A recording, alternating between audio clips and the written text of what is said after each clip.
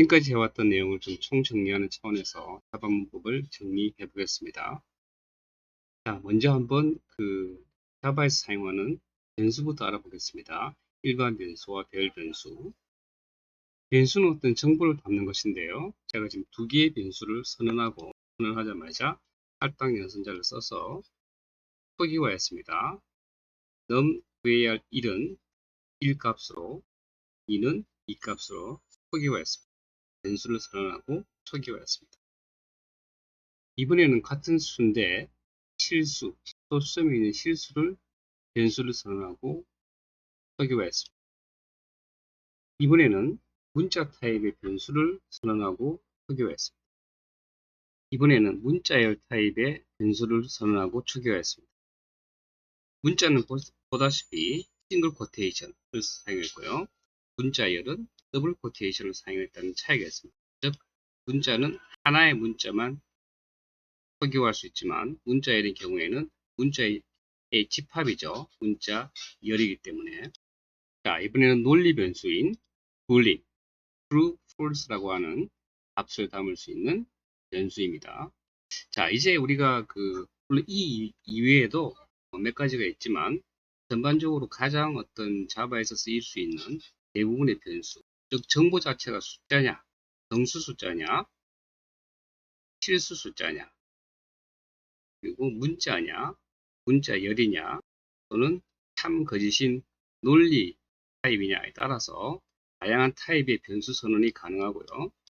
거기에 맞는 적합한 값을 초기화했습니다. 이 중에서 저희가 지금 다뤄볼 내용은 이 정수 변수에 대해서만 다뤄보겠습니다. 나머지 변수도 동일한 방식으로 이해할 수 있는데요.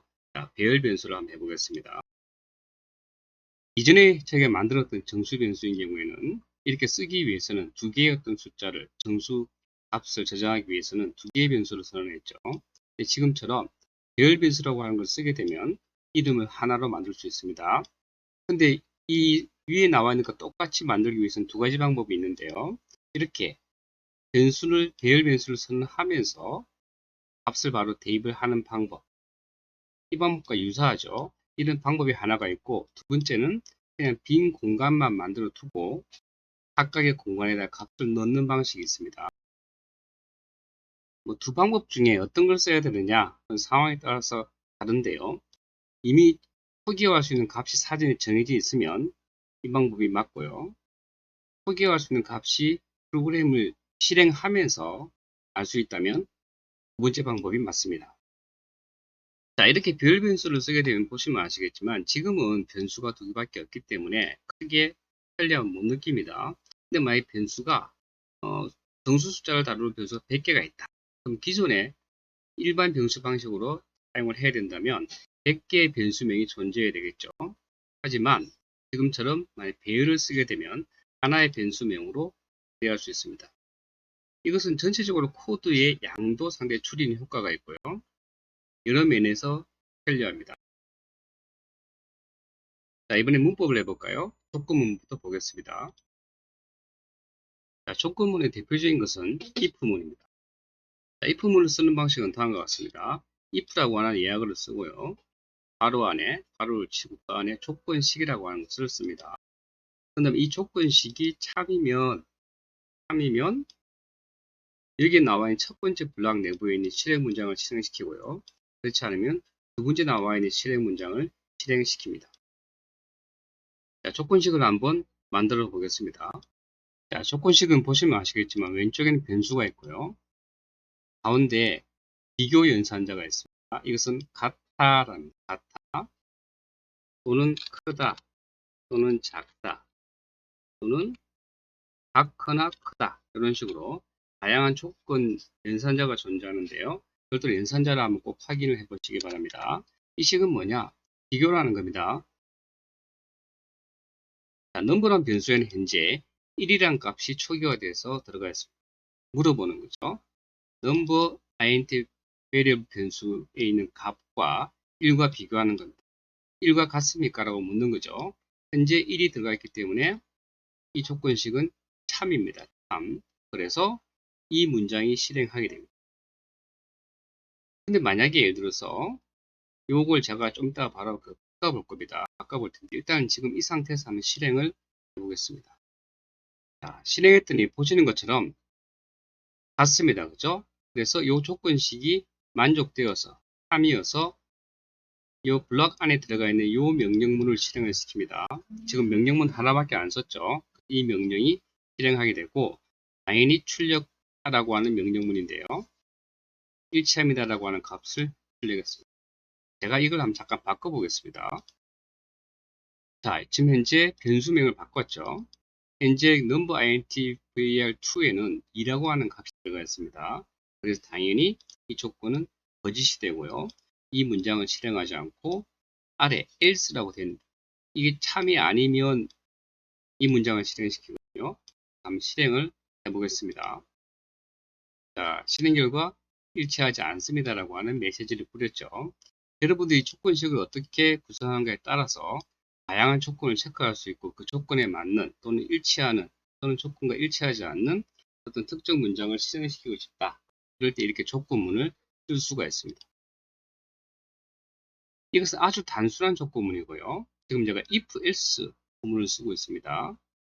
근데 if, else, if 등 다양한 조건문이 있기 때문에 조금 더 상세하게 알고 싶으신 분들은 찾아보시면 되겠습니다. 제가 나중에 그 실기 문제를 풀 때는 그때 나오게 되면 필요한 부분에 대해서 제가 설명을 드리겠습니다. 일단 개념만 정확하게 알고 계시기 바랍니다. 자, 이번엔 반복문을 보세요. 반복문. 자, 반복문의 문법은 다음과 같이 구성이 되어 있습니다. 반복 문장에는 for, while 등이 있는데요. 저는 일단 for 문장 하나에 대해서 알아보겠습니다. 자, 반복문은 어떻게 되어 있느냐?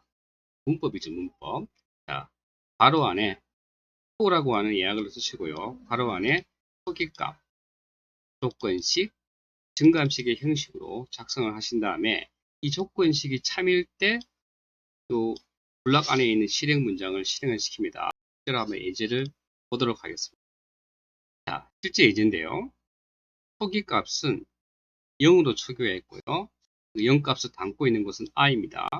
이 문장은 딱 한 번만 실행합니다. 그 다음부터는 이 두 가지 조건식과 증감식만 실행하게 되는데요. 잘 보시죠. i가 0이죠. i가 5보다 작습니까? 라고 물었습니다. 3이죠. i는 0이기 때문에 5보다 작습니다. 그래서 여기에서 i 0값을 찍습니다. 그러면 이 블락을 만나는 순간에 탈출하지 않고요. 다시 올라갑니다. 이쪽으로 올라가서 i를 증가시킵니다. i가 0에서 1이 되겠죠. 그럼 i가 1일 경우에 5보다 작으냐? 3이죠. 그럼 다시 i 1을 찍습니다. 다시 블락 끝에 와서 다시 나가려고 했다가 다시 올라갑니다. 자, i가 이제 2가 됐죠. 그럴 때 i가 2보다 작습니까? 3이죠. 또 실행합니다. 이런 식으로 언제까지 실행하느냐? 자, i가 이제 4를 찍었다고 가정해 보겠습니다. 그러면 여기 올라가서 i가 5가 되겠죠. 하나 증가됐으니까. 그러나 비교합니다. i가 5보다 작습니까?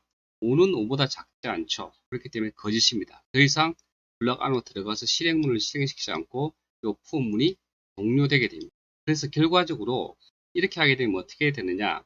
i를 찍을 때 0, 1, 2, 3, 4라고 하는 숫자를 출력하게 됩니다.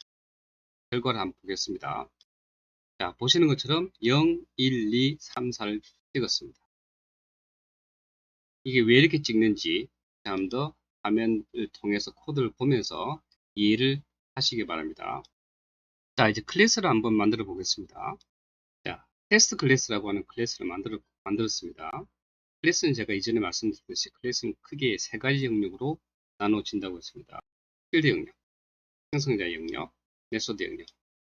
각각을 한번 채워보겠습니다. 자, 제가 필드 영역에 두 개의 변수를 선언했습니다. 앞에 이제 프라이빗은 제가 접근 제한자라고 했죠. 외부 파일에서 직접 얘를 읽어서 만들겠다. 데이터 캡슐화와 관련된 문제입니다. 어쨌든 두 개의 변수를 선언했다고 보시면 되겠죠. 우리가 일반적인 자바 프로그램을 했다면 두 개의 일반적인 변수를 선언했습니다. 그 변수가 어디에 속해 있느냐? 테스트 클래스라고 하는 클래스 안에 존재한다는 겁니다. 자, 생성자는 크게 제가 기본 생성자와 인자 있는 생성자 제가 두 개가 있다고 했죠. 기본 생성자는 생성자를 만들 때는 퍼블릭을 반드시 써주셔야 되고요. 클래스 이름과 똑같이 만드시고 바로 마치 함수처럼 보이지만 함수는 아닙니다. 이렇게 인자가 없는 상태로 만드시고요. 두 번째는 인자가 있도록 만들 수 있는 겁니다. 이게 나중에 어떤 역할을 하는지 설명을 드리겠습니다. 일단은 보시죠. 메소드 영역은 말 그대로 함수 영역이라고 생각하시면 되고요. 이 함수에서 다루고 있는 것은 해당 클래스에 속한 이 변수 영역에 있는 변수입니다. kDA와 kB라고 하는 함수가 존재하고요. 돌려주기를 등수형을 돌려주겠다. 그리고 내부 실행문은 어떻게 되어 있느냐? return, 즉 이 함수를 호출하는 쪽에다가 이 객체, this가 객체 자체를 의미하거든요. 이 객체, 이 클래스에 속한 변수임을 의미합니다. a 값과 b 값을 주겠다, 돌려주겠다라고 하는 겁니다. 그러면 실제 이 클래스를 사용을 해보겠습니다. 자, 해당되는 클래스를 사용하는 방법은 이겁니다. new라고 하는 예약어, 연산자거든요. 자바에서 제공하는 이게 생성자 이름과 똑같죠. 잘 보시면 알겠지만 이거는 기본 생성자, 인자에 있는 생성자입니다. 그리고 어떻게 하느냐, 이렇게 보시면 해당되는 클래스 이름, 그 다음에 뭔가 변수명 같은 게 있죠. 클래스 이름, 변수명 같은 게 있습니다. 이때 우리가 이것을 변수라고 부르지 않고 객체라고 부른다. 객체. 객체 지향 프로그램에 쓰는 용어니까 좀 익숙해지시면 좋겠습니다. 객체 지금 두 개를 만들었습니다. 만드는 첫 번째는 아무런 값도 넣지 않은 기본 생성자를 썼고요. 두 번째는 인자에 있는 생성자를 썼습니다. 각각 내부에 있는 함수를 불렀을 때 어떤 식의 출력이 이루어지는지만 잠깐 보겠습니다. 객체를 만들었으니까 사용을 해보셔야 되겠죠. 사용한다는 얘기는 그 내부에 존재하는 메소드를 호출하는 겁니다. 호출하는 방식은 객체명 점 하게 되면 내부에 존재하는 이 함수들이 호출이 되고요. 각각은 내부에 표기화된 값에 대해서 돌려주는 겁니다. 돌려받은 값을 system.out.println이라는 함수를 사용해서 출력을 해본 겁니다. 각각 어떻게 출력되는지 보시겠습니다. 자, 보다시피 기본 생성자로 만들었을 때는 기본 생성자를 만들게 되면 여기 있는 값은 존재하지 않습니다. 없죠.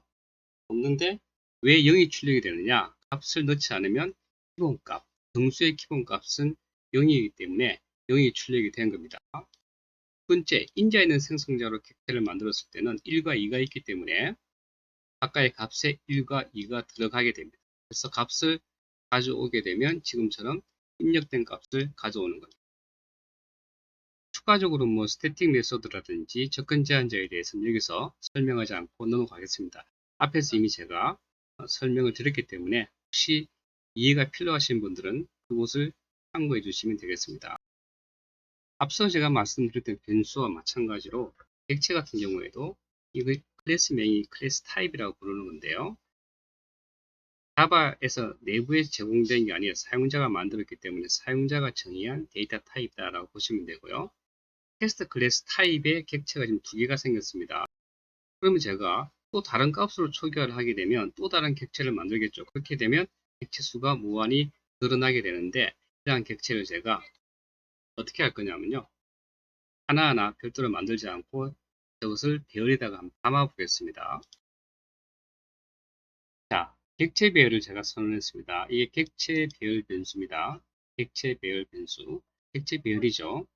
자, 이렇게 미리 초기화를 하지 않고 제가 지금 new라고 하는 연산자를 써서 공간만 확보해 놨습니다. 이제 이 공간에다가 딱 접근해서 넣어 보겠습니다. 자, 보시는 것처럼 첫 번째 배열의 요소에다가는 tc1이라고 하는 객체를 넣게 되고요. 두 번째 tcar 두 번째 위치에다가는 tc2라고 하는 객체를 넣었습니다. 그리고 해당되는 내용은 보시다시피 이렇게 배열 변수를 배열 변수 하나만 써서 두 개의 객체를 배열 변수에 넣어서 쓰고 있습니다. 상당히 편리하다고 볼 수 있는데요. 제가 앞서 설명드렸던 초기화를 할 때 new를 안 쓰고 보시는 것처럼 이렇게 쓸 수도 있습니다.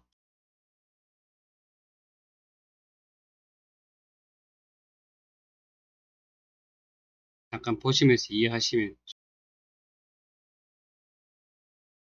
배열이기 때문에 포르프하고 연계해서 한번 써보겠습니다. 자, 앞서 우리가 실행했던 이 부분을 커멘트 처리하겠습니다. 실행을 일단 막아놓고 객체만 만들었다고 가정하고 저 명령을 다른 방식으로 한번 실행을 해보겠습니다.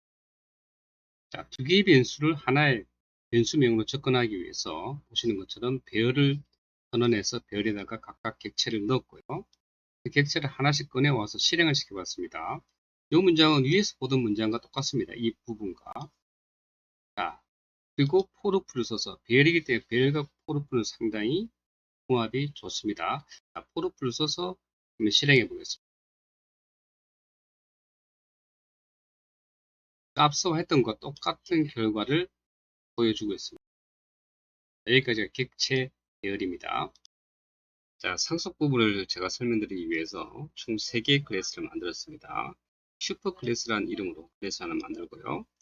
서브 클래스 1, 서브 클래스 2, 3개의 클래스를 만들었습니다. 각각의 클래스를 보도록 하겠습니다.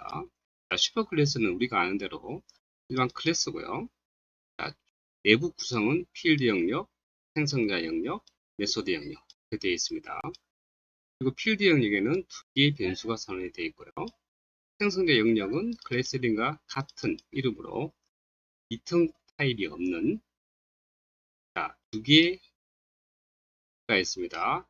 위에 있는 걸 기본 생성자, 아래 있는 것을 인자 있는 생성자, 그리고 별도로 두 개의 메소드를 추가했습니다. 자, add, 초기화된 값에 대해서 두 값을 더해서 돌려준 add, sub, subtract죠. 빼기. 자, 초기화된 필드 두 개에 대해서 차이 값을 돌려주는 함수가 있습니다. 자, 그리고 서브 클래스 보겠습니다. 서브 클래스 1 쪽을 가보시면 필드 영역 아무것도 없습니다. 메소드 영역 아무것도 없어요. 그리고 생성자만 있죠. 왜냐하면 생성자는 해당 클래스 이름으로 만들어야 되니까. 그리고 특이한 게 뭐냐면 얘가 객체를 만들 때 두 개의 인자를 받는데 내부에 필드가 없죠. 자기 내부의 필드는 아니라는 얘기입니다. 근데 슈퍼라고 하는 아주 특이한 모습의 함수처럼 보이는 게 있죠. 이게 뭐냐면요. 내가 만약에 나의 부모, 강의 클래스를 지정하게 되면 강의 클래스의 생성자를 호출하는데요. 인자를 안 주면 기본 생성자를 호출하고요. 인자를 주게 되면 인자 있는 생성자를 호출하겠다는, 즉, 이 해당 클래스에 객체를 만드는 순간에 생성자 중에서 이렇게 인자를 주는 경우에는 부모에 있는 생성자의 인자에 있는 생성자를 호출하겠다는 구조입니다. 나머지 아무것도 없습니다. 아래를 보시게 되면 똑같습니다. 그러면 이제 실질적으로 서브클래스 1을 잠깐 한번 객체를 만들어 보겠습니다. 자, 서브클래스 1에 객체를 만들었습니다. SC1이죠. 그리고 생성자를 부를 때 어떻게 부르느냐, 인자를 주어서 불렀습니다. 그 얘기는 얘를 불렀다는 얘기죠. 그러면 얘는 내부에 슈퍼라고 했기 때문에 자신의 부모를 찾는데 부모가 이렇게 지정이 되어 있죠. 슈퍼 클래스로 갑니다. 얘가 호출이 돼요. 그렇게 해서 슈퍼 클래스 내부의 필드에 있는 이 두 값을 여기서 넘겨준 30과 20이라는 값이 넘어가서 초기화됩니다. 자, 그렇다면 지금 보시면 아시겠지만은 서브클래스 1에 객체를 만들었지만 내부에는 어떤 메소드도 없습니다. 근데 이미 아시겠지만 상속 개념상 자신 쪽에 없더라도 부모 쪽에 있는 메소드 부를 수 있죠. add를 한번 불러보겠습니다. add 불러지죠. 자신 쪽에 없지만은 부모를 지정했기 때문에 부모에 있는 이 메소드를 호출한 겁니다. 그랬다면 어떤 값을 받습니다. 값을 받는 건 어떻게 받느냐? 이렇게 받습니다. 값을 우리가 정수를 받죠. 정수 ret1 이렇게 한 다음에 실제로 리턴 받은 값이 뭔지를 한번 출력을 해보겠습니다. ret1 한번 실행을 해보겠습니다. 지금처럼 50이 출력이 됐죠. 30과 20을 더한 50을 출력했습니다. 뭐 add 2가 아닌 서브도 한번 호출해 볼까요?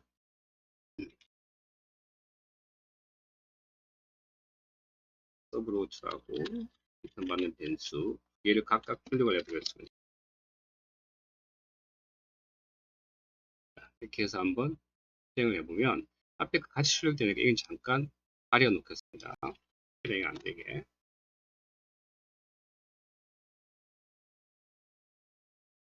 자, 50, 10, 그죠? 30과 20을 더한 결과, 30과 20을 각각 뺀 결과를 출력해주고 있죠. 상속에 대한 조금 더 어떤 상세한 설명은 제가 상속을 설명한 영상을 참고해 주시기 바랍니다. 이번에 다형성을 해보겠습니다. 다형성은 아시겠지만 내가 만약에 자식 클래스다. 그럼 내가 객체를 만들 때 보시는 것처럼 얘 타입의 객체를 이렇게 받을 수도 있지만 부모 타입을 받을 수도 있다 그랬죠. 그래서 이 부모가 슈퍼 클래스입니다. 부모 걸로 받을 수 있다.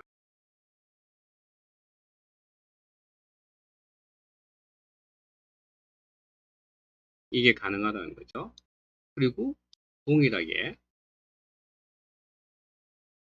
할 수 있습니다. 변수 이름 같은 이름이 사용되면 안 되기 때문에 따로따로 하겠습니다.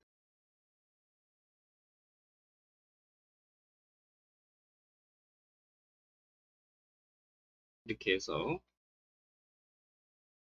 받게 됩니다. 한번 실행을 해볼게요. 중간에 좀 구분하기 위해서 그냥 상속만 단순히 썼을 때하고 좀 구분을 해보겠습니다.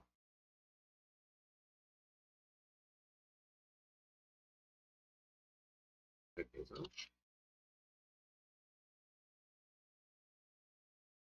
실행을 해보겠습니다. 똑같죠, 결과가. 그러니까 그 자식 객체를 만들어도 부모 타입으로 받을 수 있다. 이게 바로 다형성이고요. 제가 이미 다형성에서 충분하게 이제 오랜 시간을 두고 설명을 해뒀죠. 이 다형성을 쓰게 되면 어떤 이점이 생겼는지 여러 가지 이점이 있지만 그중에서 배열에서 활용 가능한 이점을 제가 설명을 드렸고 배열뿐만 아니라 우리가 지금 많이 쓰는 스프링 프레임워크 같은 여러 어떤 프레임워크에서도 이러한 어떤 다양성 개념을 이용해서 개발을 하고 있고 분명히 이유가 있습니다. 그 정도 상세한 설명까지는 여기서 포함시키지 않겠습니다. 자, 이제 마지막으로 특수 클래스 한번 가볼까요? 일단 클래스입니다. 클래스는 클래스인데 순수하게 클래스 예약을 안 쓴다든지 또는 클래스에 추가적으로 예약어, abstract라는 예약을 쓰는 경우인데요. 이것도 상세한 부분은 해당 영상을 보시고 제가 전반적인 개념만 설명을 해드리겠습니다. 인터페이스라고 하는 것도 하나의 클래스입니다. 근데 예약어를 인터페이스를 쓸 뿐인 거죠. 클래스를 쓰지 않고. 인터페이스는 뭐냐? 순수하게 함수 선언만 들어가 있는 클래스. 함수 선언만 있죠. 어떤 함수의 내용이 없습니다. 구현이 안 되어 있다는 얘기고, 이렇게 브레킷이 들어가서 이런 모양 갖추면 우리가 구현이라고 얘기하는데요. 구현이 안 되고 함수의 선언만 되어 있죠. 그리고 별도로 이렇게 인터페이스로 만든 경우에는 반드시 이 메소드를 구현하는 부분을 만드셔야 됩니다. 이게 바로 아래에 있는 건데요. 클래스로 만들었죠. 그리고 자신의 부모 클래스로서 인터페이스를 지정했습니다. 클래스에 대한 상속이 아니기 때문에 extend가 아니라 implement를 쓰고 있고요. 내부에 실제로 똑같은 이름의 메소드에 대해서 실제 내용을 구현을 했죠. 이게 인터페이스고요. 인터페이스는 자체로 객체를 스스로 만들 수 없기 때문에 반드시 자신을 상속받는 클래스를 따로 만드셔야 되고요. 쓰는 방법은 이 클래스 객체를 만듭니다.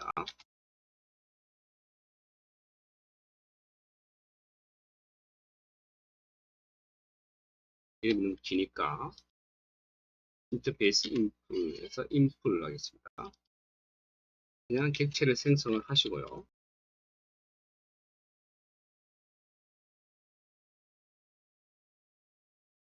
그 다음에 객체 내부에 있는 메소드를 들어가십니다.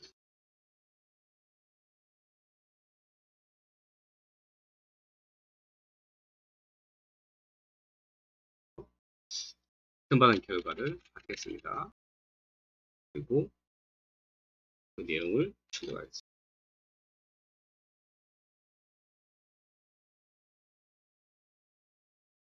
이렇게요. 실행 결과를 보시면 이렇게 30이 나오죠. 그죠? 이 모습만 잘 기억하시면 됩니다. 이게 인터페이스고요. 인터페이스는 직접 쓸 수가 없고 반드시 자신을 상속받는 자식 클래스를 만드셔야 되고, 그리고 인터페이스 내부에 있는 함수 선언을 구현을 해 주셔야 되고요. 실제 사용할 때는 그냥 일반 클래스를 쓰듯이 쓰시면 됩니다. 그리고 이것도 마찬가지로 이게 부모이기 때문에 타입을 받으실 때 지금처럼 이런 방식뿐만이 아니라 부모 타입으로 받을 수도 있다. 그죠? 부모 타입으로 받을 수도 있다. 변수는 같으면 안 되기 때문에 그래서 좀 분리를 해 놓겠습니다. 그리고 똑같습니다. 나머지 부분은 똑같습니다. 사용해 보시면 그래서 하게 되면 결과를 같이 할게요. 어떤 결과가 나오는지만 확인을 하시면 되겠습니다. 똑같죠, 그죠? 요거는 그냥 일반적으로 자신 클래스의 객체 타입으로 만든 것이고요. 아래는 다형성이죠. 다형성. 자, 이제 마지막으로 수상 클래스를 가보겠습니다. 자, 수상 클래스는 여기 보시다시피 abstract라고 하는 게 붙어 있습니다. 그리고 내부에 보시면 구형 클래스와 전원 클래스가 동시에 있죠. 그래서 이게 수상 클래스의 정확한 명칭은 하나라도 내부에 추상 메소드가 존재한다면 해당 클래스는 추상 클래스입니다. 어쨌든 여기서 이제 보면 하나의 추상 클래스가 존재했죠. 그래서 추상 클래스가 됐고요. 이건 자체적으로 객체, 이 타입으로 객체를 만들 수가 없습니다. 이것만 있다면. 그런데 아래 보시면 아시겠지만 얘를 상속받았어요. 추상 클래스를 상속받은 추상 클래스, 서브 클래스가 존재하죠. 얘는 구현되어 있으니까 상관없지만 지금처럼 아까 인터페이스처럼 구현이 안 된 선언만 된 경우에는 반드시 구현을 하셔야 된다. 오버라이드 느낌 오시죠? 그죠? 같은 이름의 메소드가 상위에 존재할 때 그것을 재정의할 때 지금처럼 오버라이드라고 하는 애노테이션을 쓴다는 거. 근데 지금 경우에는 구현 자체가 안 됐기 때문에 이 경우에는 반드시 오버라이드를 통해서 구현을 해주셔야 된다는 거. 인터페이스에서도 보셨죠? 그죠? 함수의 선언부만 존재하기 때문에 얘를 상속받는 자식 클래스는 반드시 구현을 해줘야 된다. 그러면 이거 쓸 때 어떻게 쓰느냐? 인터페이스하고 똑같습니다. 타입에 ASC라고 해요. U에서 생성자 기본 형식을 쓰고 있죠. 자, 이렇게 해서 객체를 만들었습니다. 만들었는데 자신 내부에 있는 add는 당연히 쓸 수가 있습니다. add. 또 나중에 다시 하나 더 만들어야 되기 때문에 이름 미리 고쳐 놓겠습니다. add에서 30, 50 두 개를 넣겠습니다. 그러면 값 리턴을 받겠죠. 7. 이렇게 해서 출력을 7에 대해서 해보겠습니다. 자, 이번에 미리 둘 다 해볼게요. 지금처럼 다양성을 쓰지 않고 자기 타입으로 만든 경우가 있고요. 상속을 받았기 때문에 이번에는 이 부분이 이렇게 바뀔 수 있죠. 또 다른 객체를 만들어 볼 텐데요. 부모 타입으로 다양성이죠. 그죠? 그렇게 해서 동일한 메소드를 호출해 보겠습니다. 이게 지금 add 자기 자신 것만 했는데 상속받았기 때문에 부모 것도 호출할 수 있죠. 그래서 둘 다 해보겠습니다. 서브도 마찬가지. 리턴 받는 변수 다음에 sub 이렇게 만들고요. 여기도 마찬가지로 해보겠습니다.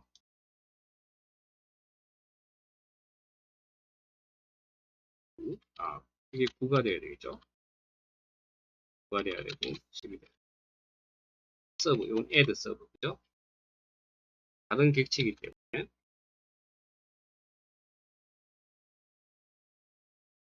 요거는 다양성을 적용한 경우, 요거는 다양성을 적용하지 않은 경우죠.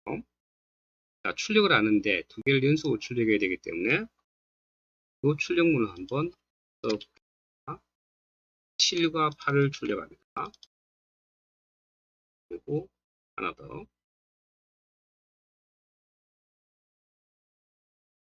이렇게 해서 이번에는 9와 10이죠. 결과는 당연히 아시겠지만 당연히 같아야 됩니다. 자, 한번 실행을 시켜보겠습니다. 자, 실행을 시켜보시면 아까의 같이 오죠.